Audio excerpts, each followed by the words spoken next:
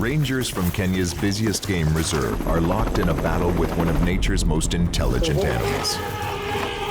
Don't underestimate the elephant. I can see the footprints here.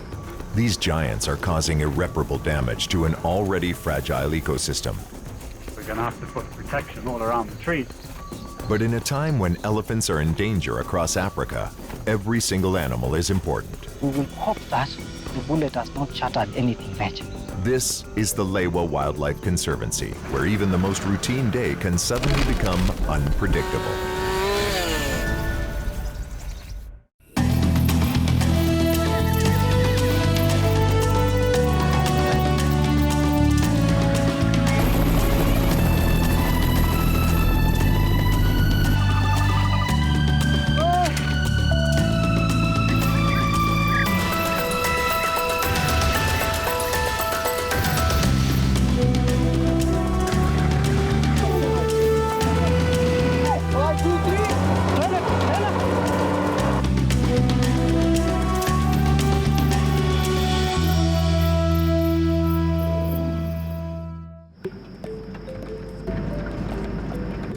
We're at the Lewa Wildlife Conservancy, a prime elephant habitat located in the foothills of Mount Kenya. Wildlife Ranger Lugemi is out on patrol, searching for the telltale signs that his night will be eventful. They usually are. He's looking for his adversaries, a pair of 5-ton male elephants that have been testing the rangers in a battle of wits over an exclusion zone. These elephants are so notorious because when they hear the sound of their vehicle, they just sneak, go, and run away. Lewa is at the tail end of the dry season, which is limiting the elephants' available food. The exclusion zone is lush with vegetation, and that's why they want to get in. It doesn't take long to find signs that the two elephants are up to something. I can see the footprints here, here and there. A fresh tree. This one is being cut within some few seconds ago. Maybe we follow this road to see whether we can see the elephants. Lugemi keeps going. The elephants won't be too far. Something catches his eye. I can see a sign, wire are hanging that side. Sure enough, the 20,000-volt electric fence lay in tangles, and the elephants are nowhere to be seen. The fence is meant to zap them with enough electricity to discourage them from crossing into the fenced-off area. But these two clever elephants have figured out a way to break that. Just how is something that Lugemi won't be able to figure out right now. His job now is to try and find the elephants, and if possible, chase them out.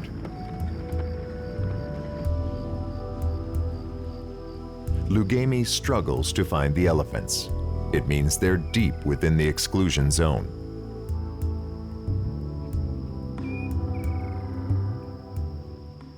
When these elephants heard the sound of the vehicle and the light of the vehicle, they have disappeared like ghosts. Without a working fence to keep the elephants out, there's nothing that Lugemi can do. His job is done for the night. Asante. Okay. Once the elephants have their fill, they will break back out, creating more work for the fence team to repair in the morning. The exclusion zones are key areas of vegetation, the areas that have been damaged by elephants because of overeating. They have been blocked to allow them time to regenerate. Most elephants at Lewa abide by the fence, but the pair of elephants do not.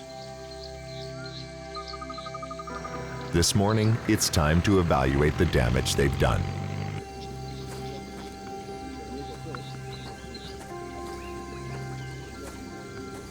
This elephant probably would have followed the exclusion zone all the way down from the bottom. The elephants broke into an exclusion zone protected by an old style of fence, a configuration that poses little challenge for one of Africa's most intelligent creatures. The elephant have figured out ways of getting into this old style configuration of fence. They just put their front foot onto the post and knock it down. The fence shorts and across they go. And they've learned over the years that if they don't touch the wires, they're through. The problem stems from the fact that elephants migrate. Each family group would have a specific range, a migration pattern that goes back generations.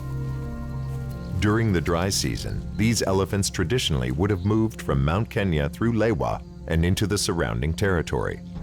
But this corridor has been restricted by human development and several commercial farms. Combine this with decades of threat from ivory poaching, and now the hundreds of elephants that used to walk through Lewa are restricted to Lewa, and their demands for food and water are wreaking havoc on the ecosystem. When Lewa was first established as a wildlife conservancy, all this was woodland, acacia forest. A lot of the vegetation was being destroyed. Something needed to be done quickly. So this is an exclusion zone, and inside it's become a little forest. And it's just a haven for wildlife. It might seem cruel to keep the elephant out of all the wooded areas where there's lots of food for them, but if you don't do it, this whole area is going to end up like a desert. There'll be nothing for any of the animals to eat, so it's something which has to be done. The importance of protecting these core areas has forced Lewa to up their game and to adopt a better solution. This is a new style configuration that we've introduced. The two top wires and the protruding outriggers are live, so that now is going to stop any animal from even getting anywhere too close to the wire or to the post. Most of the exclusion zones have used this new configuration, and they have been working for now. But the best solution for the elephants and the ecosystem is to re-establish as many natural migration routes as possible, so the animals can better move through Lewa, reducing the amount of time they stay. One historical corridor linked the two key ecosystems of Mount Kenya and the greater Samburu ecosystem, which runs through Lewa. But development and a busy highway has closed much of this corridor in recent years. To prevent total closure, Lewa partnered with a variety of conservation groups and the local communities and built an underpass. The corridor opened in January of 2011, and the experiment almost immediately proved to be a success. The elephants caught on quickly, and increasing numbers are using the human-made corridor as a migration route. But many of the elephants born in the past 2 decades were never taught to migrate, and without that knowledge, can't resist the lure of the vegetation in the fenced-off areas. As the dry season progresses, damage is occurring more and more frequently. The 2 rogue elephants that Lugemi has been tracking have upped their game. Now even the new style fencing is not stopping them. He's basically cut it here at the tree. So he's used his tusks, and this is insulated, and that's what they do, and they just come up with new ways all the time of getting in. So there'll be another 2 or 3 places that we need to fix. The problem is bigger than just 2 clever and highly motivated elephants. Once they become expert at breaking through the fence, they'll teach the other elephants, and that puts all the exclusion zones at risk.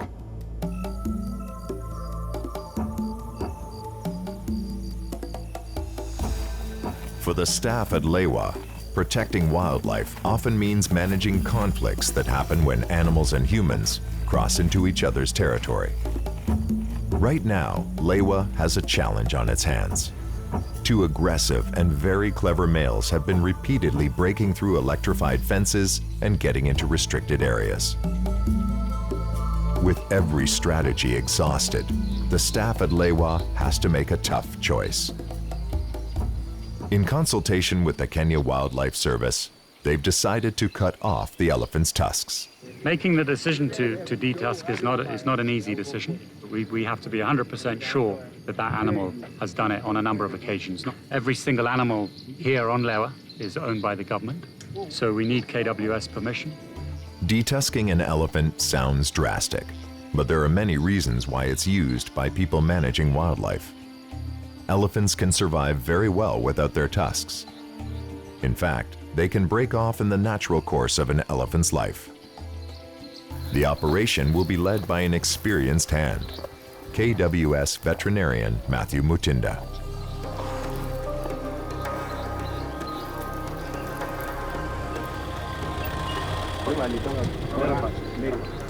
Akishalewa hana direction, lakini tukipeleka mbele mbele kidogo tugongee hapo na kuwa mzuri.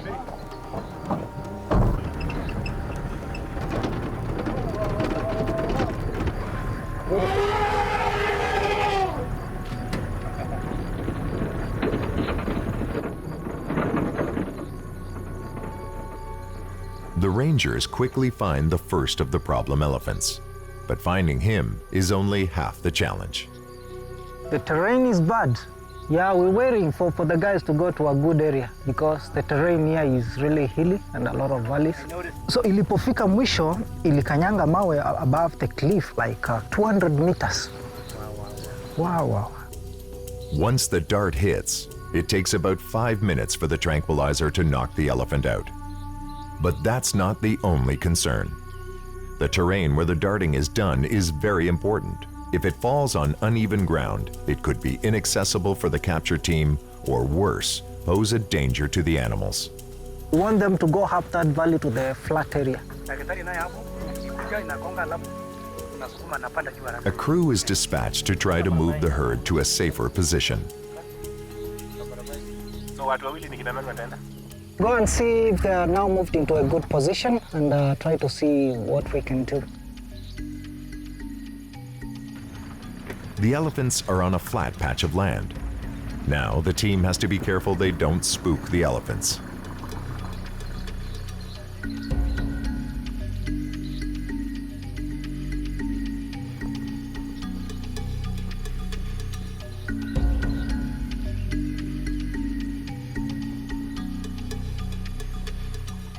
Rangers are deployed to keep the animals from climbing the ridge.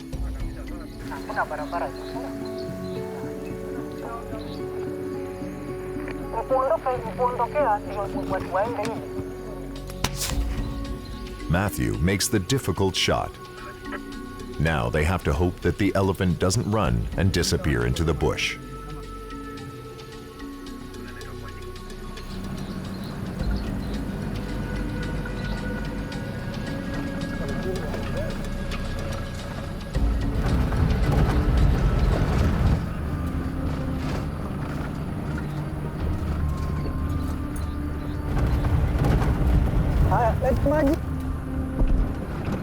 Let maji.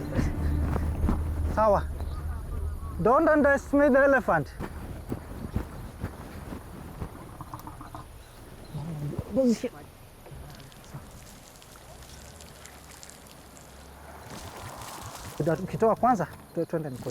Detusking requires a heavy-duty tool, but it's a very precise task. Detusking is a delicate operation. There's a certain amount of length you have to cut. There's beyond a certain length, if you cut, you get the nerve. Okay. You have to really be careful that we are within the safe limit. Okay.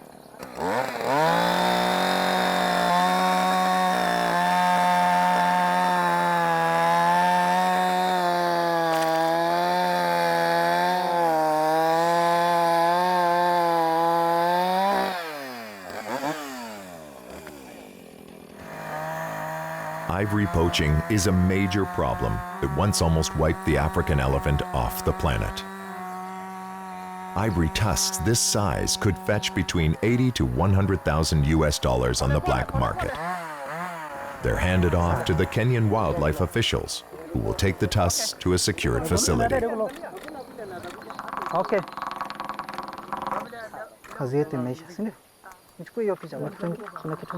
Oh yeah. Everyone is happy? Na mtu amekuwa anataka kuchukua picha nini? Okay. Sawa. Matthew administers the antidote. It works fast. The team has just a minute to clear the area so they're not in the way when the elephant wakes up. Let's go, guys. We have to go a bit far place.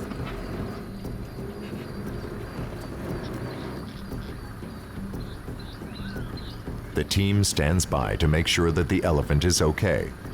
But this guy will wake up confused and defensive. There's a chance he'll charge the crew.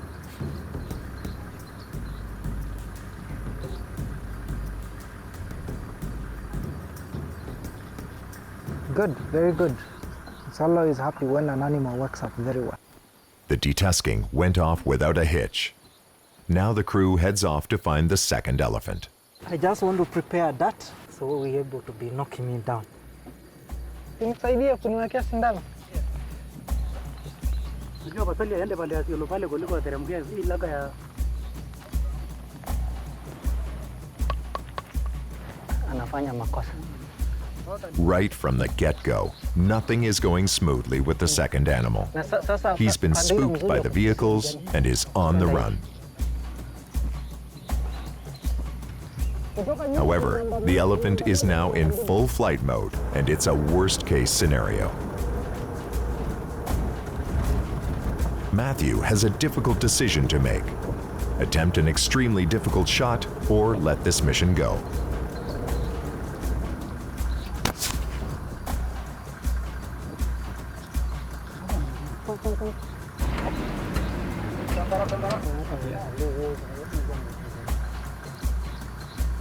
If the tranquilizer kicks in and the elephant passes out and rolls down the hill, it could prove fatal.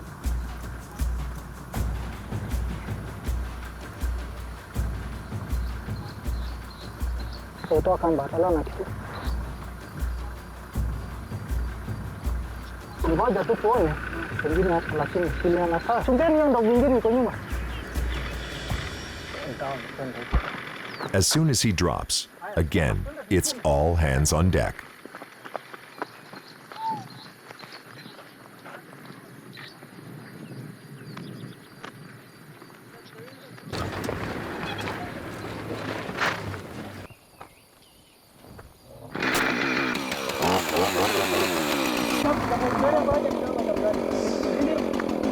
Hebu tujadiliane. Wapi tunakata? Nani ako na kalamu? 37.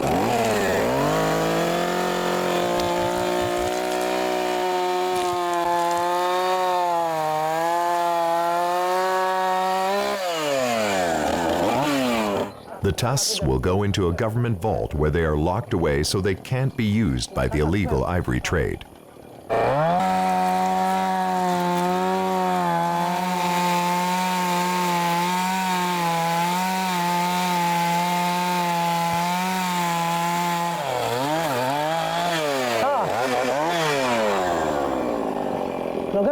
We've taken in quite a length of his tusks, denying him the weapons used for breaking down exclusion zones. Lakini itakuwa bado ngumu sana hiyo position. Leta hiyo kitu kingine, leta hiyo.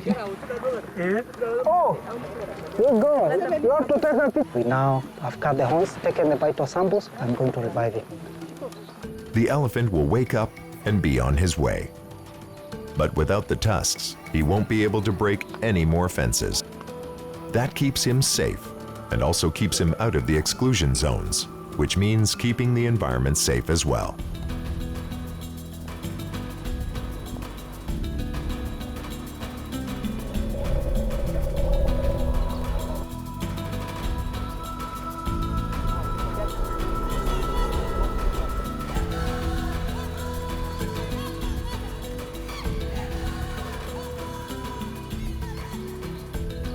The next mission with Lewa's security team is about to get more complicated, as Mother Nature refuses to cooperate.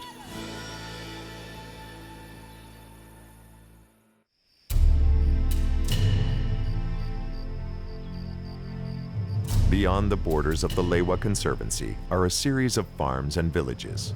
Today, 4 elephants have been spotted roaming in unprotected farmland. For Lewa's head of security operations, John Pomori, this is a critical situation. Look a bit.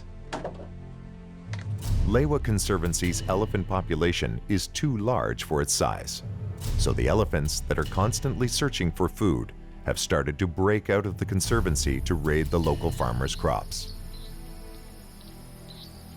A single elephant can destroy an entire family's crop in one night.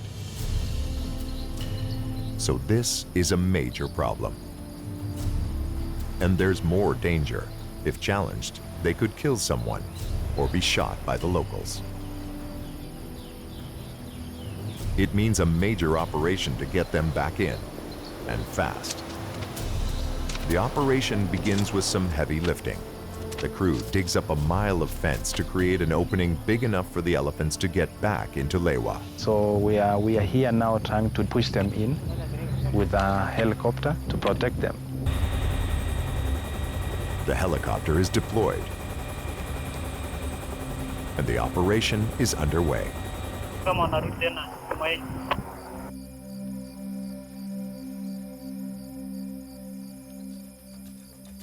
He'll battle at best, even for Lewa CEO Mike Watson, an experienced helicopter pilot who has done hundreds of these operations. Yeah, that wind is strong. The helicopter gets the elephants running, but in the wrong direction. Instead of heading into Lewa, the 4 elephants run back into the farmland.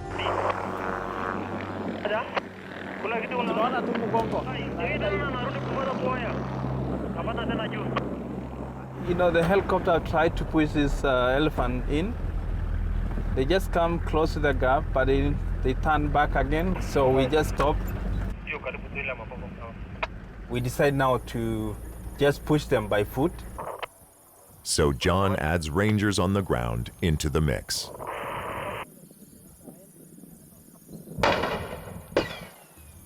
The rangers fire guns. The goal is to make enough noise so that the elephants flee into Lewa. But it's tricky. If it doesn't work, they could have 4 very angry elephants charging at them. John keeps his eye on the action.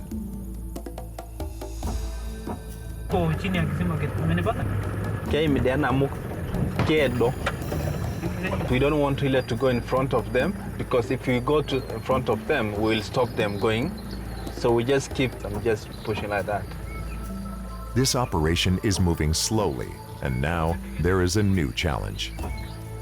It's rapidly getting dark. They're still just walking along the fence. The guys here are pushing them, and the guys are so close you can see, you know, between the elephant and the guys are about 100 meters. We are close to the gap. They are trying now to push them closely. The crew works flat out in the dying light, but the elephants are scattering. And as it gets darker, the hopes of getting them back into Lewa are fading. So they have just get to there's a gate here. They have get to the gate, and they decide now to go back again. So we are not really winning here.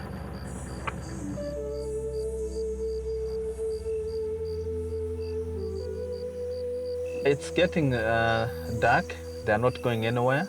We can just call it a day.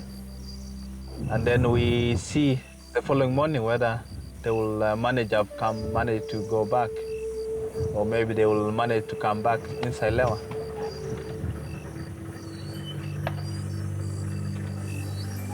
John and his team reluctantly call it a day.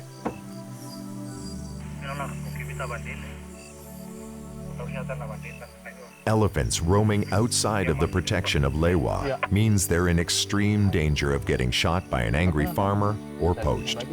We have tried all our best, but no luck. So we are just heading back.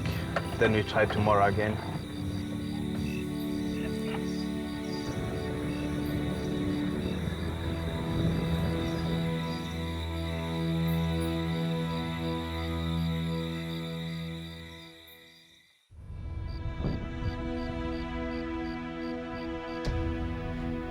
The morning brings mixed news. 3 elephants are found healthy and close by. A 4th, who is possibly the last marauder, stumbles into Lewa with a gunshot wound. KWS veterinarian Matthew Mutinda is called in to treat the animal. We got a call from the radio room that one of the field rangers had sighted a suburb of elephant that is walking with difficulty. We decided to come and investigate and see if there's something we can do to it. Right now, the elephant is on a hillside, a treacherous location for a rescue mission. We're going to try and assess the animal. So we leave the tracks here. Okay, let's go, guys. Aba, moja. So there's a lion somewhere. There's a lion in the vicinity, not far from us. The presence of the lion adds excitement for the rangers, but it's all part of working in the wilds of Africa. Where he is, there's very little we can do. This lagger is dangerous. If it's in a good area, then you let me know so that I can go and make that. The team gets to work trying to herd the elephant to flatter, more open terrain, where it will be easier to get to him and safer for the animal.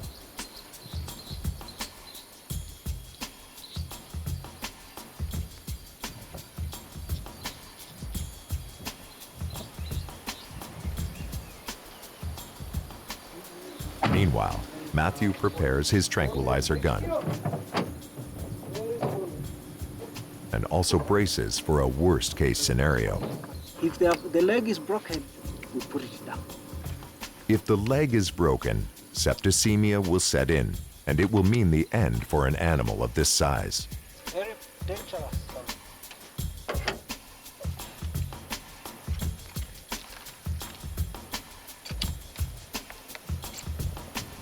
So you're ready? Can you see the way to Peter Apple? Even though he's limping and obviously in distress, this elephant will be very defensive and difficult to approach. Matthew and his team move cautiously.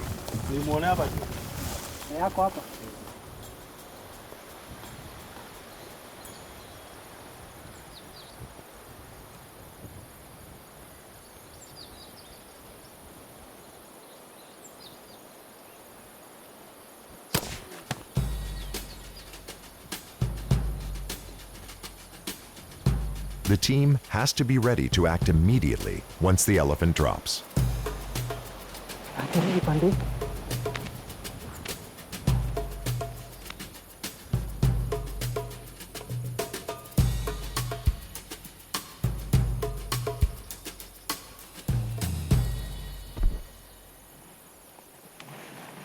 Luckily, the elephant falls on flat ground. The team has to work quickly. Every minute puts added stress on the animal and strain on its respiratory system, so time is of the essence. Hey, wait a minute. Unajua hii maneno. Tena. Ngoja kidogo basi. Now Matthew can confirm that the elephant is suffering from a bullet wound to the inside of its leg. There's blood and pus coming out. We will treat this elephant with the hope that the bullet has not shattered anything major. Chika, tena. Angalia mzuri ujue ni nini. The bullet itself doesn't pose a long-term threat to the elephant, but they need to determine whether its leg is broken. Kuja Hedwig. Acha twende tulete vitu alafu ndio tutengeneze. Good, thank you. The drug only immobilizes the animal. The team pours water on it constantly to prevent it from overheating. Okay, good. Thank you. And ushike hiyo mguu mzuri. One more, just put it in there. Put something to flush out. Kuna dawa hapa. Matthew won't remove the bullet. Instead, he drains the wound to prevent infection and give it a chance to heal. Watch out for your camera. Yeah. Cover all this. Trying to remove it, you create more damage than just leaving it there. Okay, toa hiyo takataka. Tunatoa damu sasa na kuamsha. The elephant is patched up. It's time to revive him. Haya, twendeni. Be careful then, please. Okay. Kuja nikuonyeshe. Unashika hivi. These are the These are the veins, these are the arteries. The antidote is administered, and within seconds, the elephant is conscious and struggling back to its feet.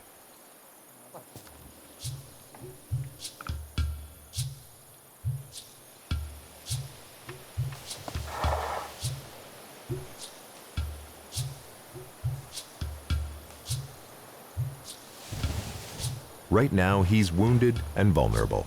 But with luck, there's no reason that this elephant won't fully recover.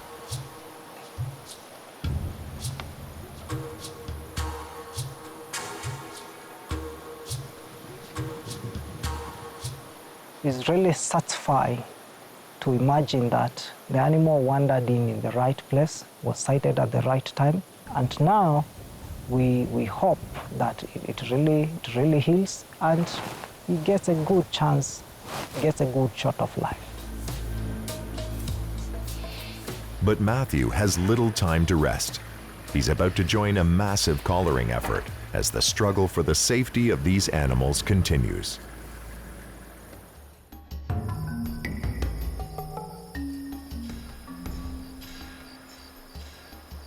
At the Lewa Wildlife Conservancy, managing the overabundant population of elephants is overwhelming. We're going to try and assess the animal.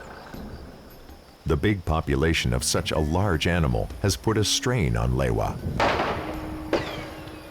Managing elephants means protecting the environment from overgrazing and trying to keep them from wreaking havoc on local communities.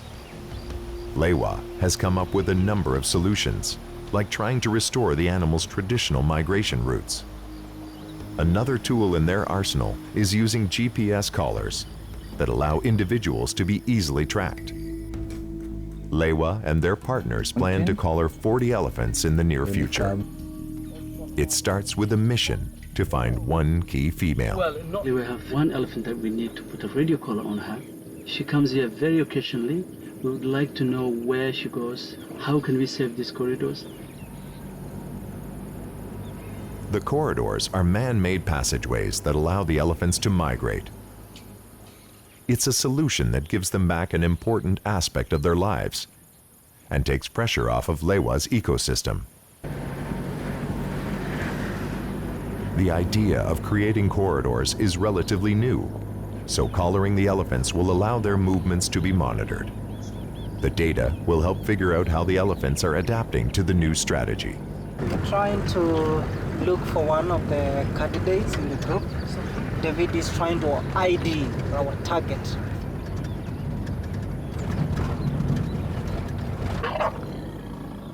Elephant communities are matriarchal, so collaring one of the key females means that multiple animals are being tracked as well. Having found their target, Matthew takes careful aim.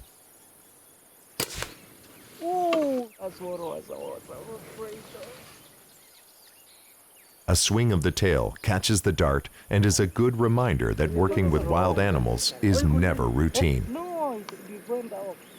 The dart has to get deep into the muscle to discharge the tranquilizer. Matthew tries again.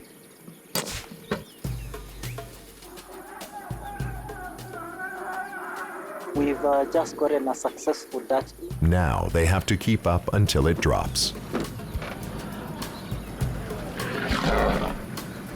Driving into a herd of wild elephants is a dangerous business.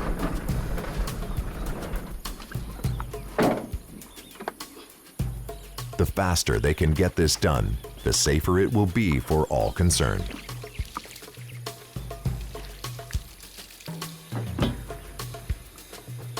On this job, the team is joined by a group of local Samburu warriors. Their presence is key. Lewa believes that the local communities have to feel that they are important stakeholders in this conservation work. Okay, I'm ready. They work fast. The collaring takes just 10 minutes and the antidote is administered. It's never certain how an animal will react to a foreign drug. She was really big and we were a bit worried, but I was so impressed how she quickly woke up. The animal is not impressed. She notices the collar immediately.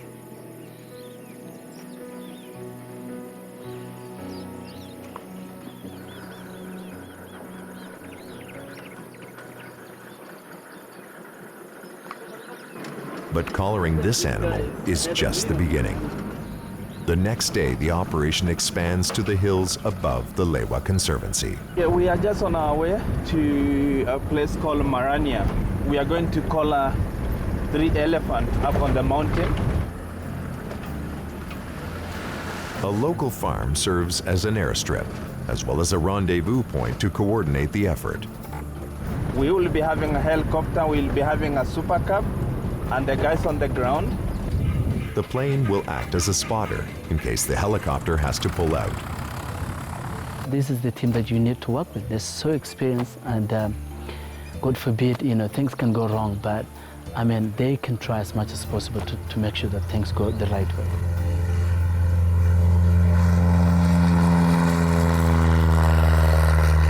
From the air, the plane will be able to survey a large area and locate the elephants.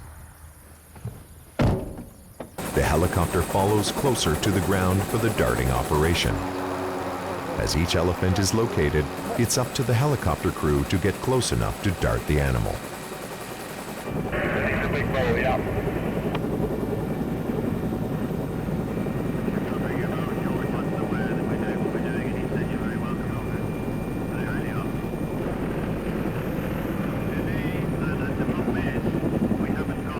So the helicopter will go closer and observe and see whether they are the right candidates to dart them. There's one just under your nose there. Yes, that's him. He's gone into the bush now. He's going along the edge. Probably they will now start pushing them slightly to come to the open ground.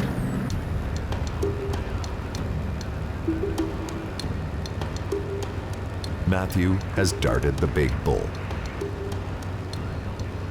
But now they need to try to encourage it to drop in a safe area so the crew can do their work.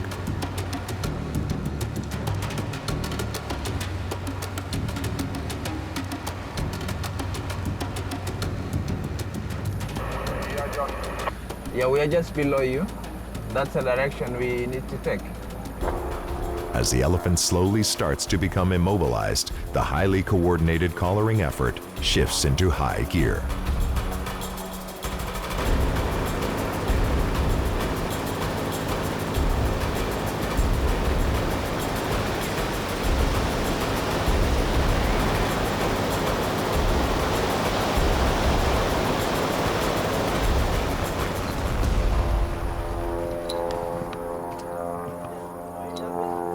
So just in case something goes wrong, just need to have firearm because we are in the thick forest.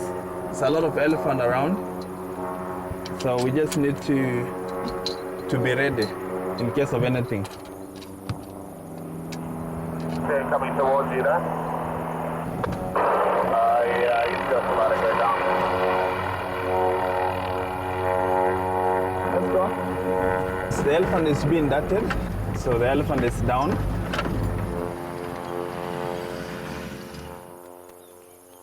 An accessible location is vital.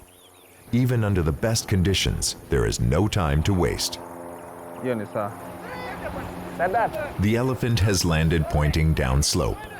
They flip it to make it more comfortable and so that it will be easier to attach the collar.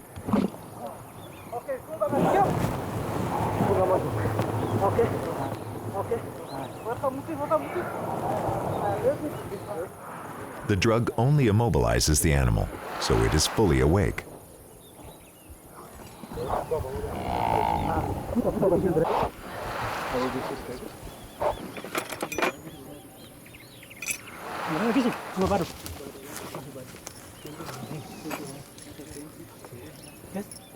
For its safety, a vet assistant monitors its breathing.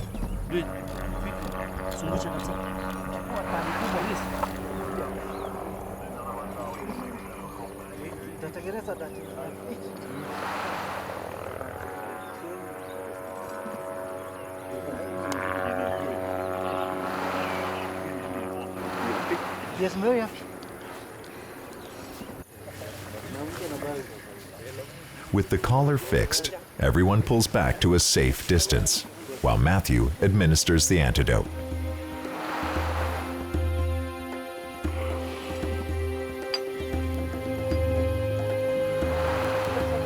This one is a healthy fella.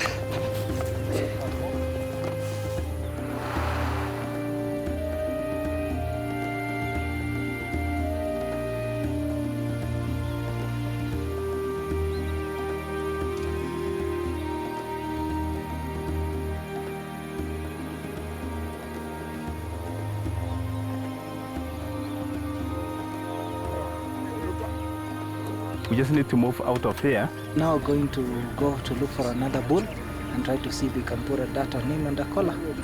With the first animal safely on its way, it's been smooth sailing so far. I've got another herd, a family herd.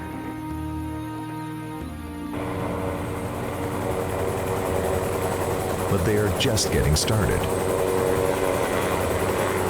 And things are about to get more complicated.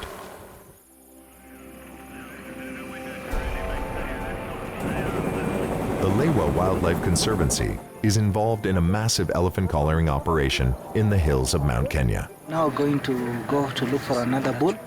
They're going to put radio tracking collars on 40 elephants. This will help the staff keep track of their movements. After collaring a male, it's time to check that the tracking technology is working.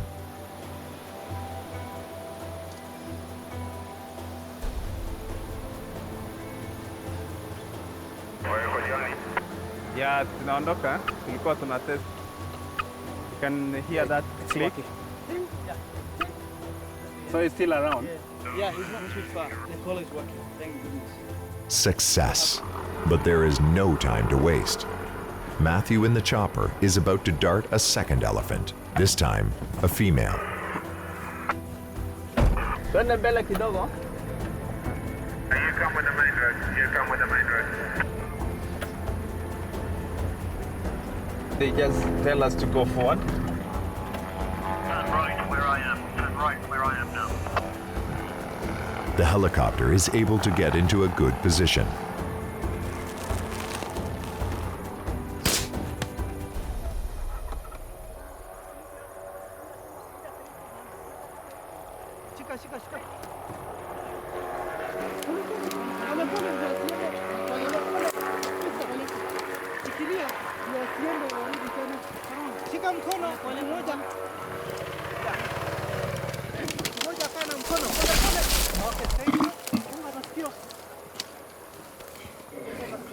This elephant's drop location is more remote than the first, and it's taken longer to get to her, which means their window of safety is rapidly closing.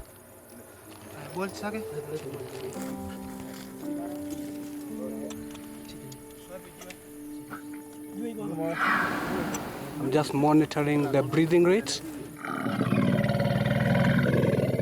The opioid is wearing out. Yeah, so we have to hurry up.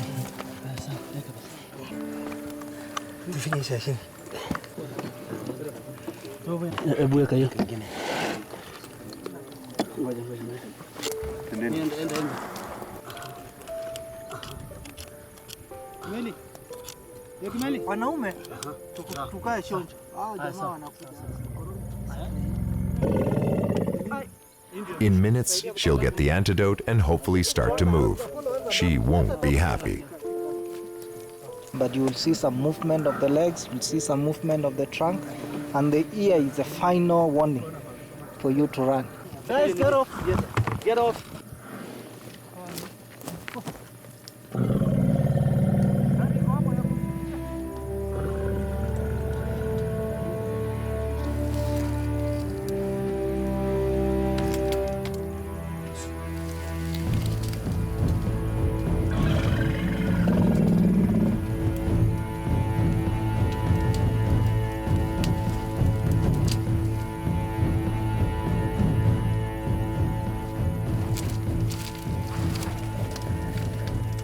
The female revives successfully.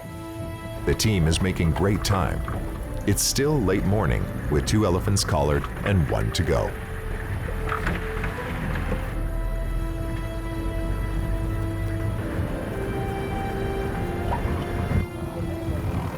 Yandege.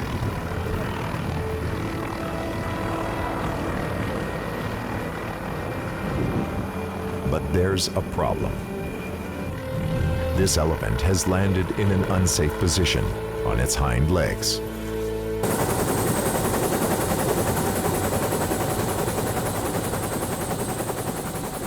This puts enormous pressure on the animal and makes it hard for it to breathe.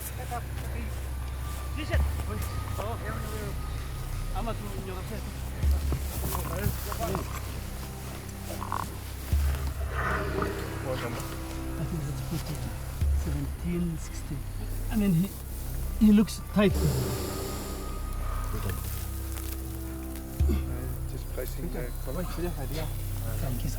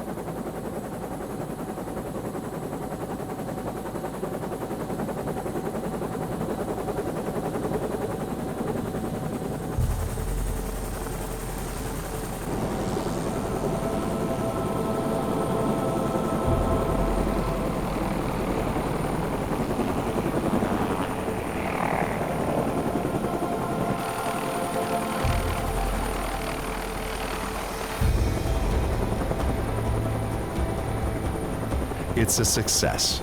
To everyone's relief, the elephant revives and is fine. The first two animals were really great, but the last animal, they know that the animal was sitting on the wrong position, so that's why they really take short time. Because the bottom line was really successful to have 3 animals in a couple of hours, from morning to midday.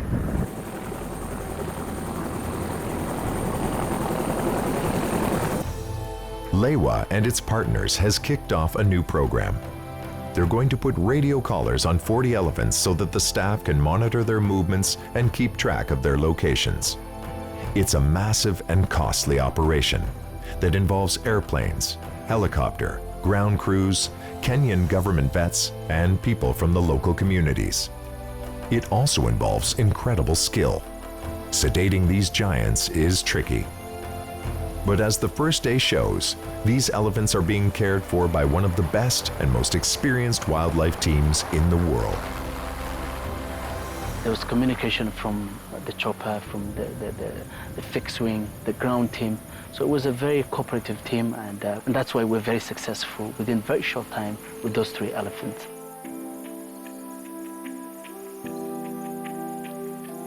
The Conservancy has been so successful with its elephant program that it now has an overabundance of the animals. Their eating habits have to be managed so they don't destroy the environment. Their tendency to wander brings them in conflict with local communities. And of course, there's the ever-present danger from poachers who will kill an animal just to take its ivory tusks. Managing wildlife in the 21st century is about constant vigilance and constant innovation. Wildlife is like a gold. Talking of gold in other countries, Kenya, they have a gold, which is wildlife. So we need to protect them. We need to keep them. If you don't have somewhere like Lewa, people, they will never see a rhino. People, they will not ever see a lion in a close range, or an elephant or something like that. So Lewa is sort of like a learning point for the entire world. Two of Kenya's most iconic animals are under attack. You have people who are targeting to poach rhinos and elephants. It's a battle with heartbreaking collateral damage. The little one, the mothers were killed by poachers. As poachers become more sophisticated, those protecting the animals turn high-tech.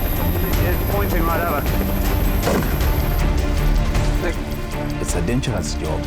You are following somebody who is armed. If he see you, he will just shoot you. It's another busy week for the staff at Lewa Wildlife Conservancy.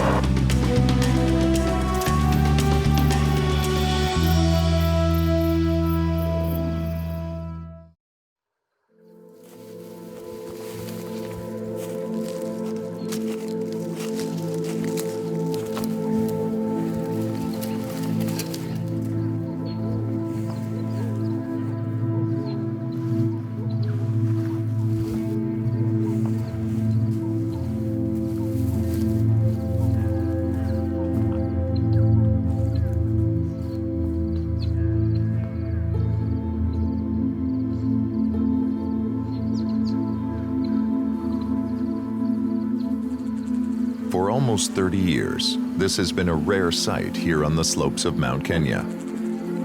But today, it is becoming more common. Africa is once again at war with poachers.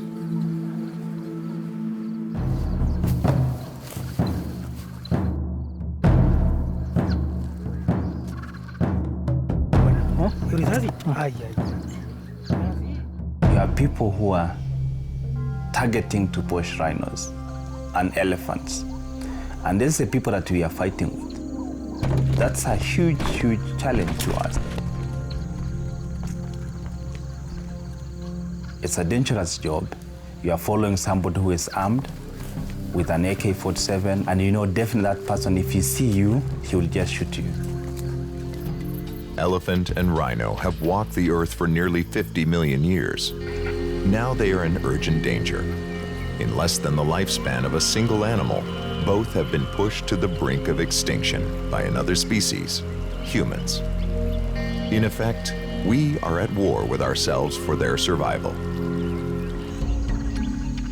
In the last poaching crisis in the 1980s, 80% of the elephants and 90% of the rhinos were brutally slaughtered.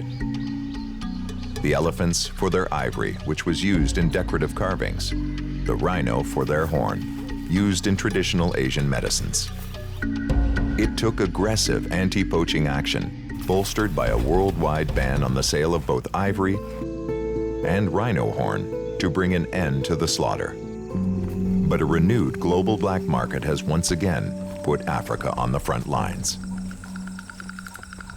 When you are talking of rhino poaching, that is a syndicate.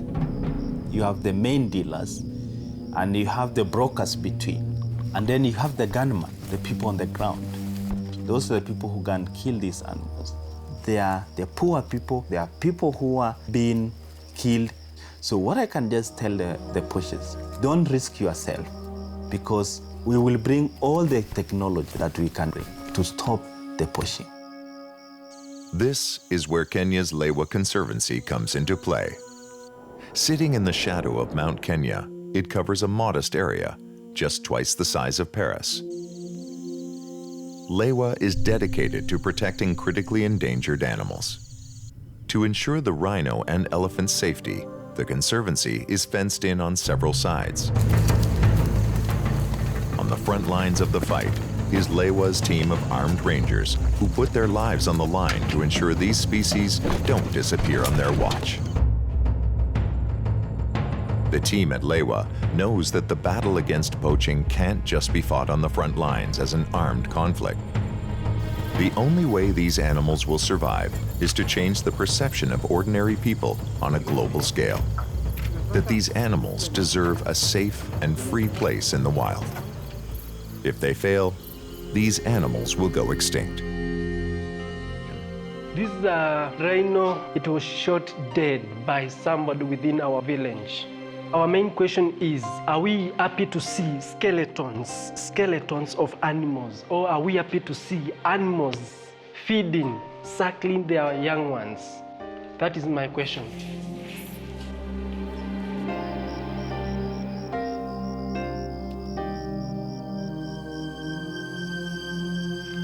A single gunshot from a poacher has enormous ramifications. When a mother is killed, the babies are left alive. In the wild, they are extremely vulnerable, unable to take care of themselves, and will quickly die or be killed. However, orphaned animals from all over Kenya get a second chance at Lewa. This one 23 months, and this one 17 months, and all boys. The little one, the mothers were killed by poachers.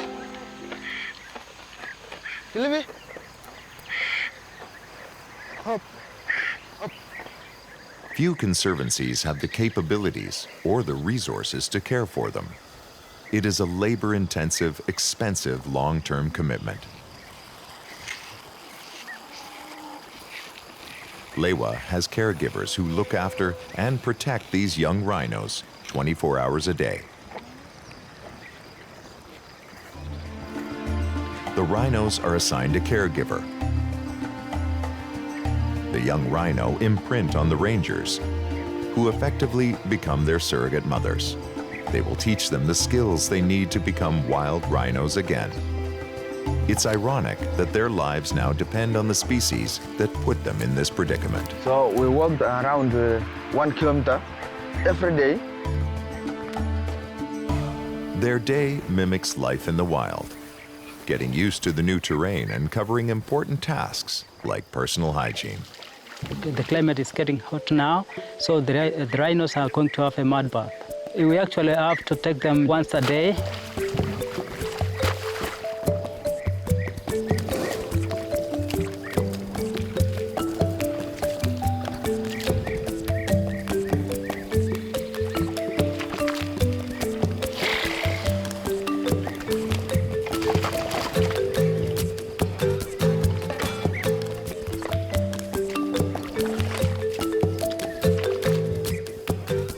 Rhinos, they don't have sweat glands, so they cool the body temperatures down, and also there is some parasites like ticks, so when they cover their body by the mud, and later on they just rub against the tree to remove the ticks off.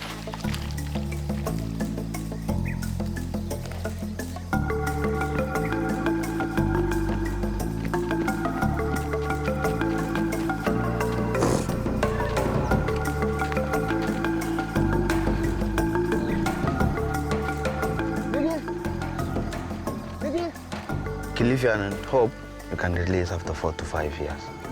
Raising a rhino here at Lewa is a balancing act. These are not pets. Keeping baby rhinos tame to protect them is not a solution. It requires tremendous resources to keep a captive animal, especially ones that can live into their 40s. And it's imperative they be returned to the wild to enrich the gene pool. The rangers know they will be releasing their little charges into a world fraught with dangers, and that includes danger from poachers. It's frustrating to them. Poaching is a human problem, and it has to be stopped by humans.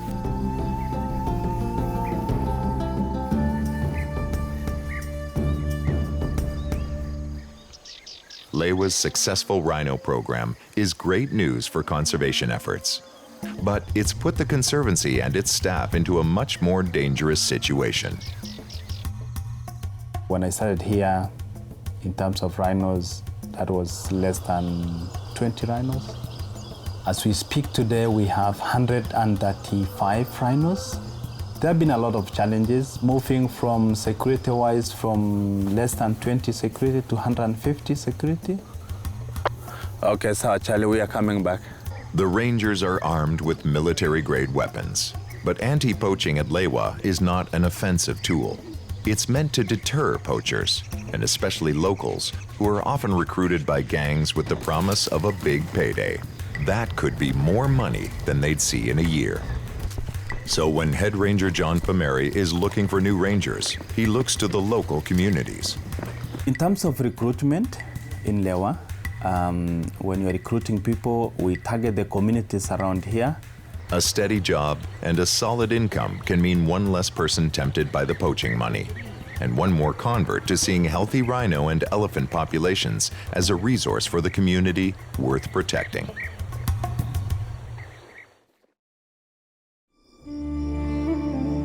In Kenya, wildlife conservancies like Lewa have one central mission: to provide a safe habitat for the world's most vulnerable and endangered creatures.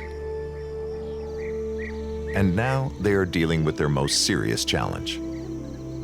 With demand for illegal ivory and rhino horns skyrocketing in Asia, poaching is at its worst level in over 30 years. The government of Kenya is taking this crisis very seriously. It has imposed stiff penalties for wildlife crimes. The government works closely with Lewa and several other conservancies in the region. They have partnered up to create an elite rapid response team. The team is capable of dealing with the growing threat, not just to the conservancy, but all across northern Kenya. It is well armed, well trained, and very well equipped.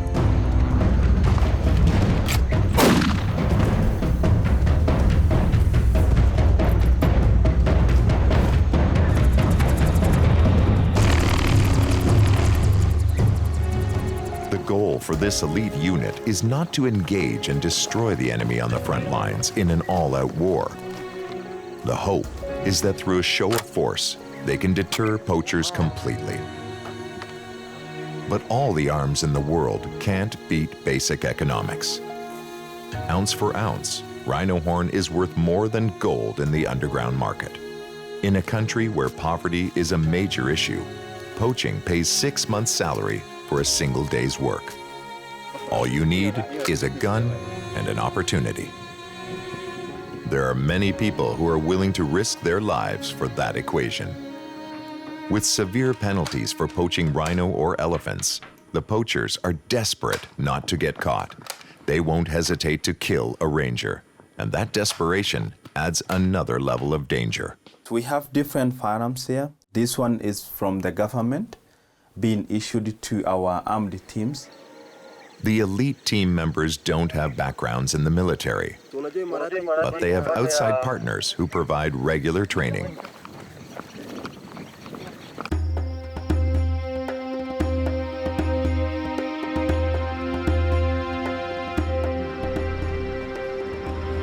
The Kenyan government has accepted help from the British forces, who have sent experts to help train the rangers on advanced engagement and capture techniques. Tonight's exercise will include the latest in aerial and ground technology. You know, the poaching gangs are becoming ever more sophisticated with the money that's involved in it. Through the 90s, there was a relatively quiet period. That now has escalated dramatically because of the escalation in the price of rhino horn in the Far East and the demand there. So it's been about as bad as it's ever been these last 4 or 5 years. Let's just bring the scope back a bit. We'll head off that way and then cut back this way. Happy hunting? Just do watch your feet. Sam, a training specialist, leads a small team, playing the role of poachers. They'll emulate the real thing. Skilled, fast, and difficult to catch. The poachers appear to be incredibly fast at getting a horn off, which is why this training is so important, that it's hopefully keeping us one step ahead of the game. In this exercise, the poaching team stays put as long as it would take for a poacher to cut off a rhino horn. And what we're going to do is fire off a few shots as though we were cutting off a horn, and then move out as though unaware that we have been located. Yeah, okay, go.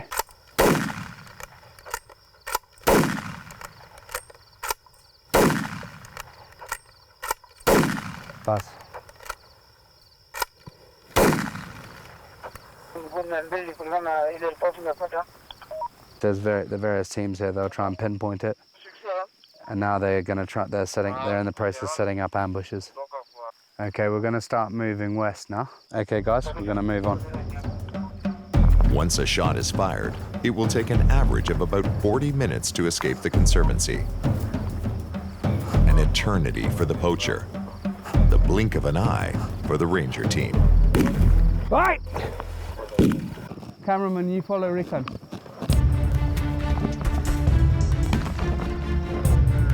We're just carrying on, heading sort of north. Kuja Pandi.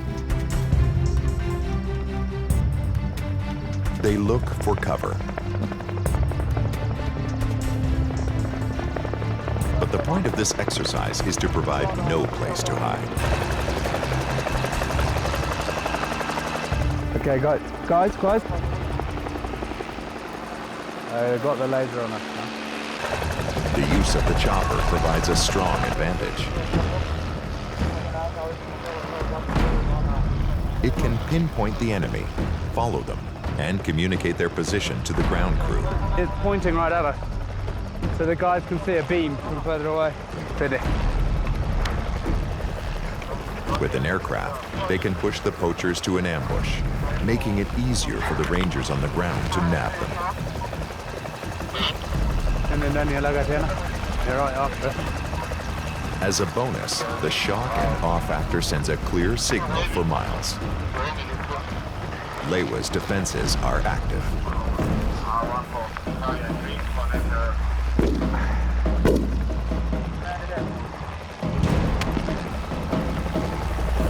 Piga him.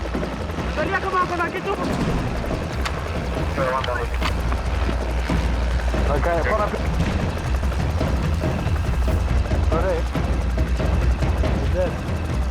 the poachers in this exercise are taken alive, which is an important tactic. If one of the poachers is killed, then another one will simply take his place. But if taken alive, they could lead the investigation to the middlemen. I got a blank right in the ear. Good. They did really well. It was good. It was all well organised.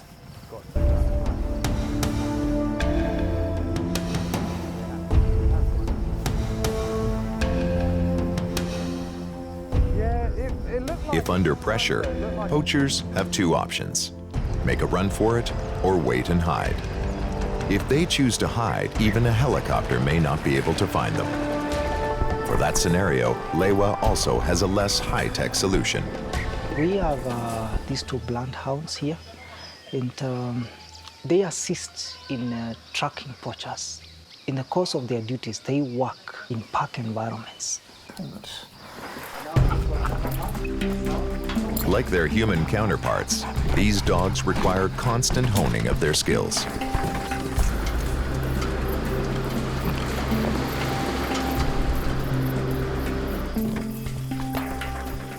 Today we are doing an exercise with the tracker dogs. We are going to set a poacher first, and then we are going to track and also test the dogs. Every day you have to use a new person because, you know, for the dogs, it has to get used to different scent, because if you use the same person for every day, it will be the same scent. And after putting the harness on, the dog will realize it's working time now.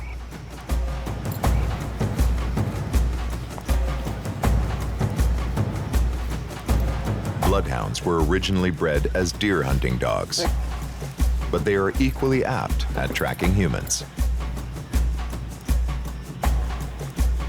With 200 million olfactory receptors, compared to 5 million for humans, these dogs are built for one specific task, and they don't disappoint.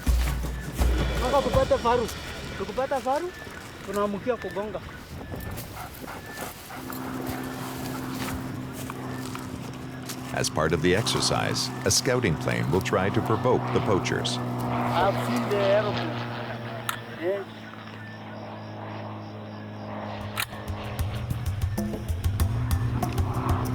If anyone gets in their way, poachers often make the mistake of firing their weapons in an attempt to intimidate.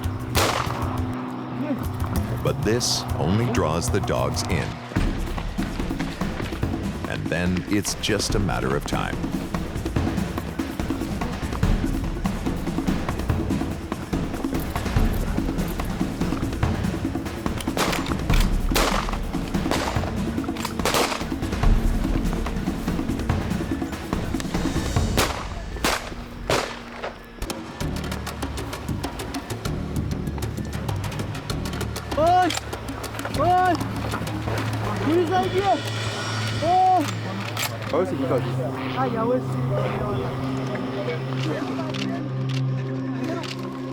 These poachers can walk away. But Lewa's most valuable domestic species is ready for the real thing.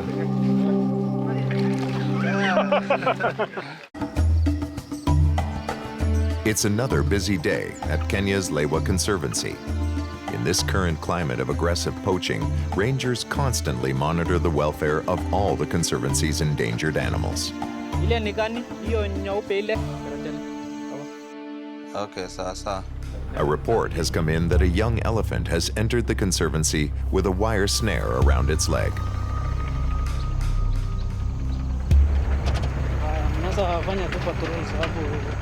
It's of great concern to Head Ranger Chilimo. He has called in the Kenyan Wildlife Service Mobile Vet Unit based at Lewa.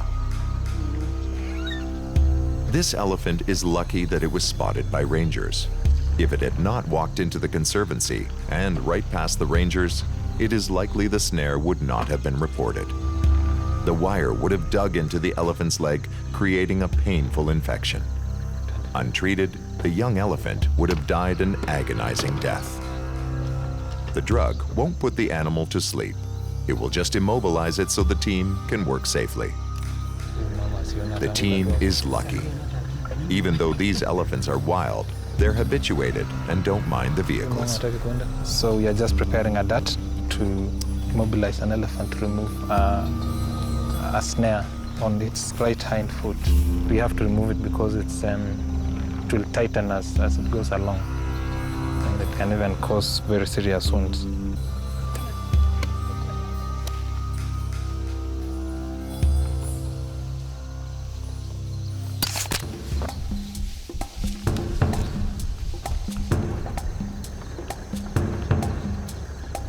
The vet team begins to push the mother off. The risk to the team is enormous. Nothing is more dangerous than getting between a wild elephant and her baby.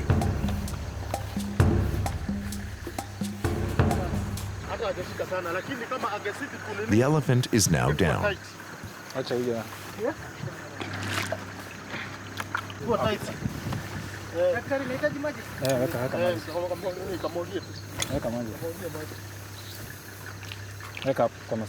The mother looks on. She is confused and agitated, but is holding back at a distance. But at any moment, her instincts could kick in and she could charge the team. They're just about 200 meters from us. It remains a volatile situation.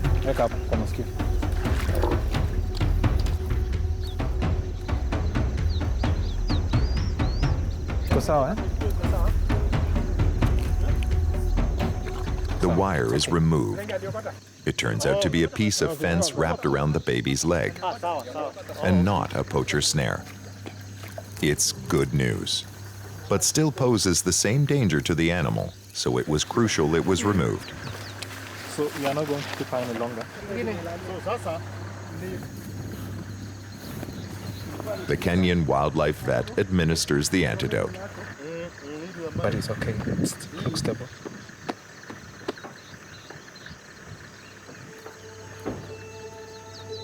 I'm sure they're waiting. The little elephant begins to come around.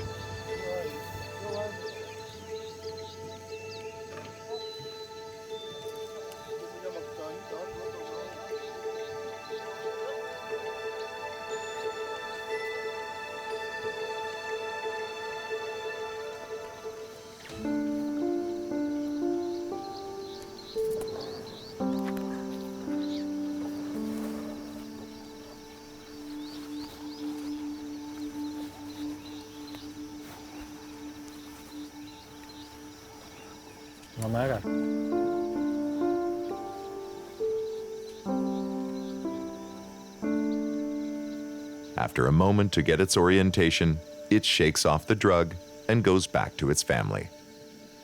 The group moves on.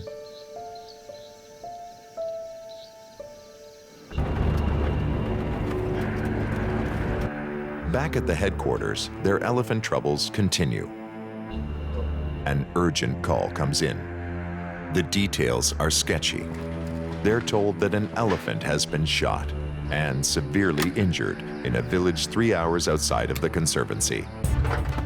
A full elite team is dispatched. Once they're outside the boundaries of the Conservancy, all bets are off. They have to be prepared for anything. For Kenyan Wildlife Service head vet Matthew Mutinda, it's a different story. His concern is for the animal. We're going to investigate and decide the course of action. If it's a treatable case, we're going to fix it.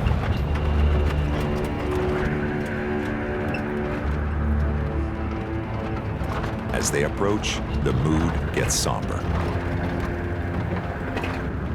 A Kenyan Wildlife Service Ranger unit is waiting for them.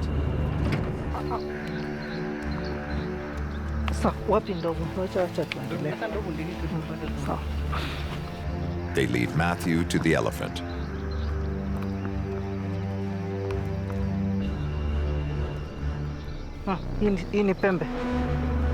This is where the elephant was shot. It collapsed here and crawled to where it now lays.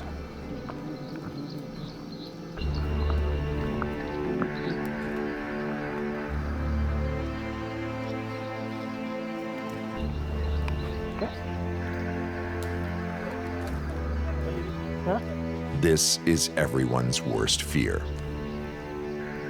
The elephant is in agony. The guys just had a shot yesterday, and they came to investigate the shot, and they found an elephant. Even for Matthew and the team who are used to seeing animals in distress, this is an awful experience. Okay. Matthew will have to make a quick decision. Na tukipindua hata pande ile hawezi amuka.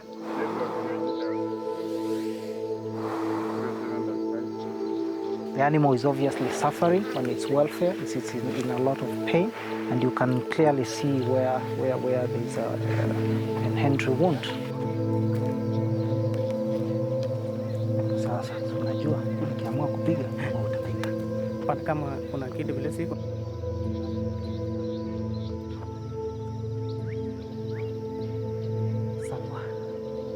For Matthew, the decision is obvious. It won't be a happy ending. Kitani itamuka. Hapana. It's terrible. It's terrible. It's bad enough. It's broken. It's really badly hurt. Unfortunately, we have to put it down, but we can't show it on camera. It's got to be done in respect for the animal, and we have to request now the guys have to leave so that we can do that. For Chilimo, this is a terrible irony. GPS? He came here to save an animal, but will now have to kill one to end its suffering. However, before he does, the animal succumbs to its injuries. The rangers see death of animals on a regular basis, but this does not make this any easier for them. They take the loss to heart. With the agony of the animal over, the job now shifts to an investigation. Rangers learn the shooter is from the community, and they want to question him.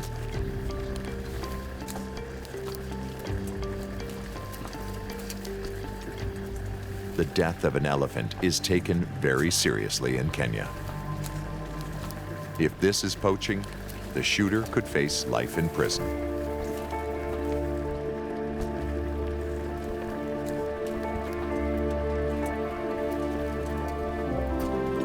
Unfortunately, there is more bad news. The team from Lewa learns the elephant had a young baby. In the hours after the mother was shot, the baby was left unprotected and vulnerable. It was killed and eaten by hyenas this morning. It's tragic to think that although gravely wounded, she managed to outlive her baby.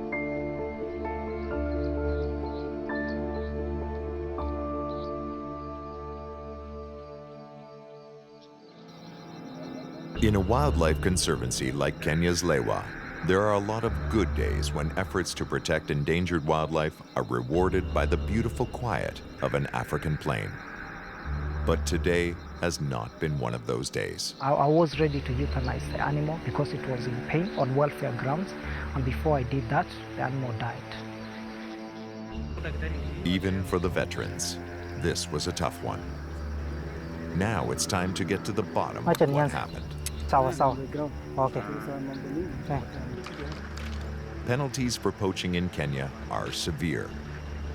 In this case, the shooter is not denying he shot the animal, but claims it was self-defense. It's hard to say until you do a post-mortem and retrieve a bullet. It's tough to know what his intentions were. The facts are that several community members responded to the gunshot and reported it to authorities. But the shooter did not make any attempt to report it himself. So, they're left with the question, is the shooter telling the truth? Or did he simply come across an elephant and decide to take advantage? The rangers fear this opportunistic shooting represents a growing trend in poaching in Kenya. These one-off shooters know they can access low-level brokers, who then supply more organized poaching rings to move the ivory out. Maybe each town you have a broker. The other people that are just sitting waiting to be delivered. If they get caught, the penalty means serious jail time. But still, some feel that the financial windfall is worth the risk. Most of the time, it's so difficult to get. In terms of arresting, you might not be able to arrest somebody red-handed. If they are not caught in the act, they can return under the cover of darkness to remove the tusks. Unfortunately, this is not a clear-cut case and will likely take months to go through the court.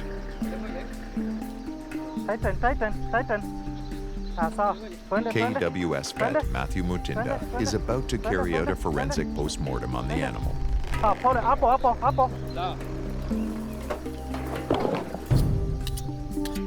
The bullet needs to be retrieved to make sure it corroborates with the shooter's story and matches the weapon used. If not, there could be others involved. In the process of doing the post-mortem, I was able to retrieve a projectile. We do not have any indication where the bullet would have come from, and investigations are going to go on.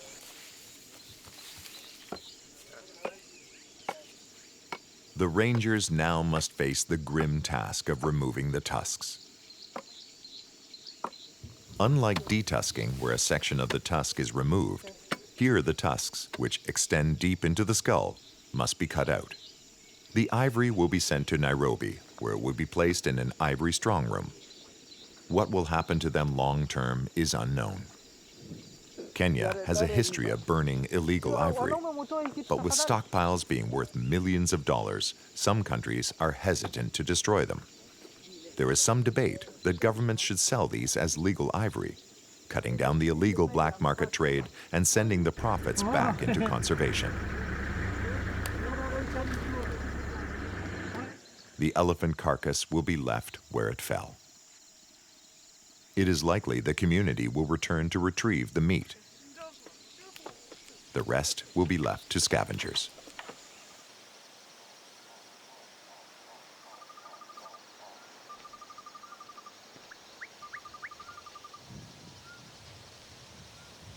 This experience points to another important element in the ongoing fight to protect wildlife, convincing people who have so little that wildlife is worth far more to them alive than dead. As part of its mission, Lewa is working with the local people to get them to see wildlife, and particularly the dollars that come from tourism, as an asset. It starts in the schools. We have some animals that people have never seen and they wish to see today. Tell me the difference between a black and white rhino. These students rarely see or interact with wild animals like elephant or rhino, so they have no connection to the species. Lewa is working to change that.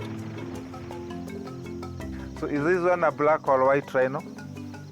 White rhino. We're saying that white rhinos have a very big mouth, a very big head, the world has very few rhinos, and rhinos have been killed by human beings in search of their horns.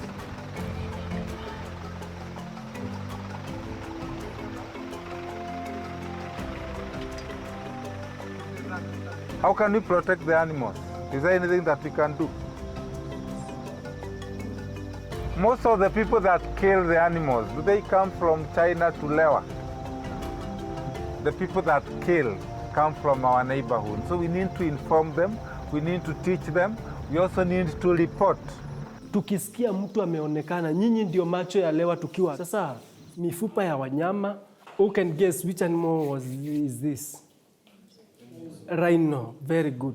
This is a rhino skeleton, and we assembled the skeleton. It was shot dead by somebody within our village.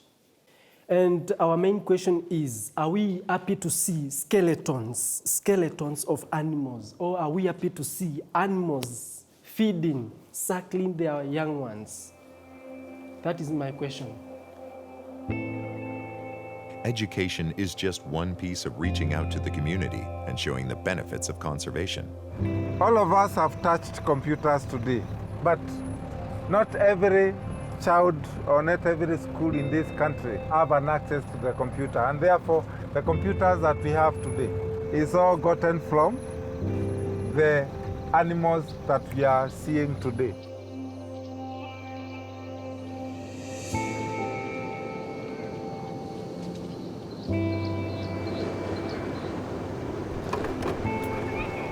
At the nearby Kilimani school, Lewa's assistance has made a major difference. Before the intervention of Lewa, there was almost nothing in the school compound. There were old structures, there was nothing good in place. We were not secure. We feel as if the classrooms are going to fall on us. Lewa did great things for us.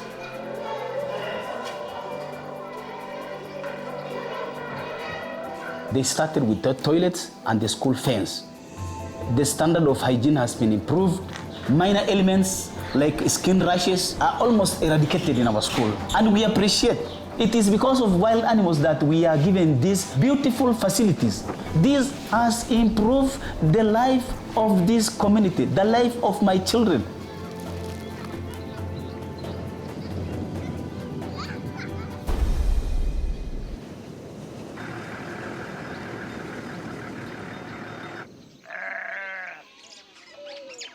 On-site healthcare is another cornerstone of helping local people connect the dots.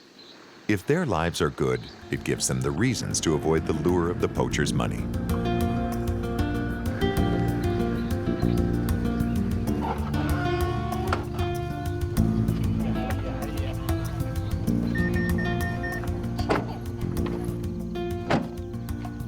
We are here to offer them medical services and do the deworming to the young children. Lewa sponsors this program for giving the community medical services. It's very helpful for us to come to them because for them to walk the district hospital, which is 59 kilometers from this place. Yeah, it's very far away. Every Friday we make sure we go to at least one village to offer them the outreach services, whereby we offer them medical services. The ones we can't manage, we take them with the ambulance, either to Lepara or to Lewa.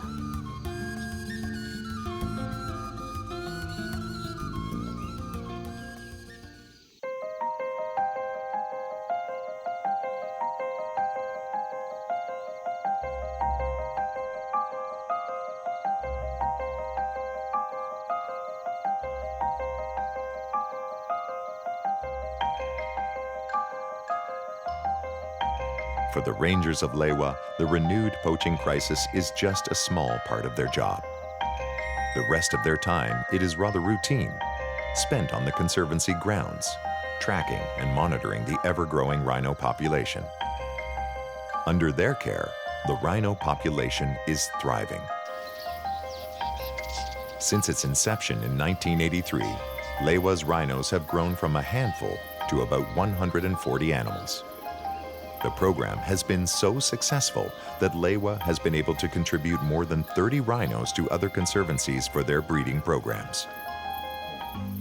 And now they have a new addition to the rhino family, a 28-day-old male baby black rhino. This boy was abandoned by a mother. He abandoned him overnight. They stood with the baby till morning. The rangers went and they came with him to the boma. Elias is one of 4 rangers who will share the duties of being the new rhino's surrogate mother. Yeah, this guy is now like my kid. When I go back to my village, I talk about the baby rhinos, how I stay there during the day, overnight. So I give stories. They think they see it's a very funny story. It will guide this little charge through the first 5 years of its life. Their goal is to teach him enough so he can become a wild rhino again. They will have help. Khalifi, this little rhino's biological brother, is here. He too was abandoned shortly after birth and has been under the care of the rangers.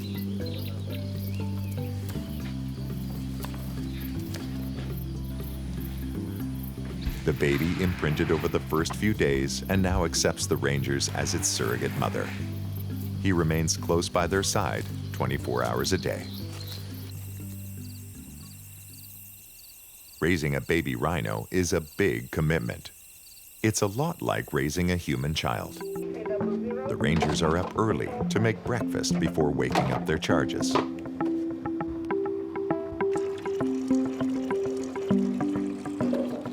In the wild, a baby rhino will stay close to his mother for the first 3 years.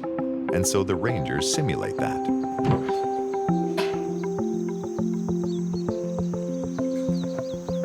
These rangers will be with this little guy for the next 5 years. For this short while, the rangers will sleep beside the rhino in this specially prepared shelter so they can be sure the baby stays safe and dry.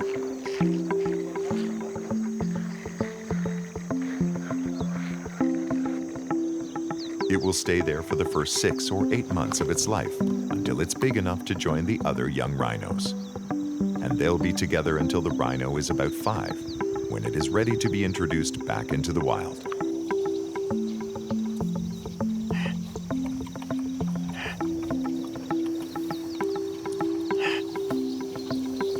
Like his brother, he will need to learn everything from the rangers. A wild male rhino has to know how to mark his territory and defend it. So the lessons for that skill start right away.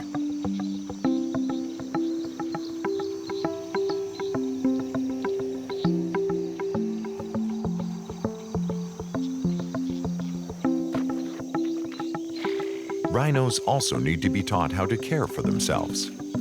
Their tough skin attracts ticks, and so this little guy needs to be taught the value of a good mud bath and other grooming routines.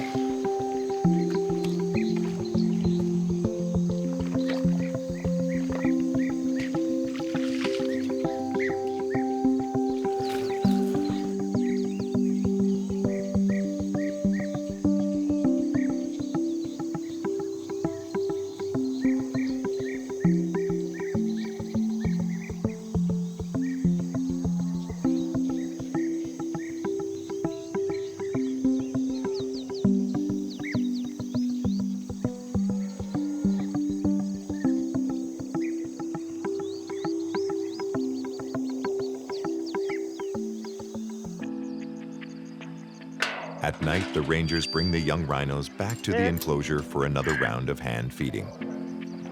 Hope, hope. Nick. Nick. Nick. Nick. Nick. Nick.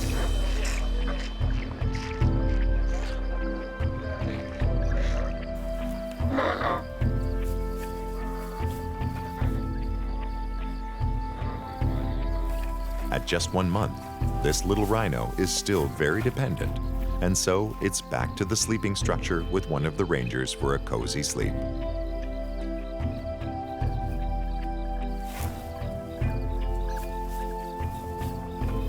For the rangers caring for these little rhinos, it's a 24-hour-a-day job.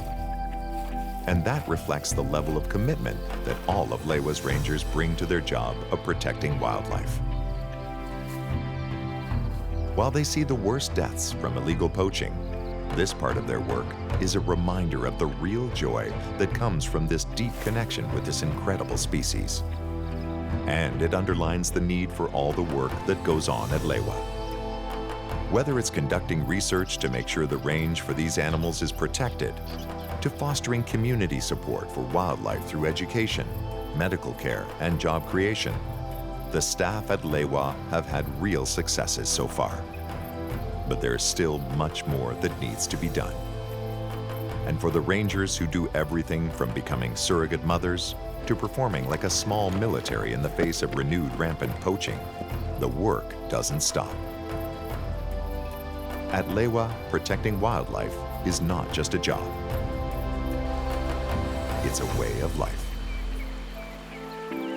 When I see like 20 rhinos and today I see 35 rhinos, and I know definitely we can make it thousands of rhinos. We can make it 100,000 of rhinos in this country.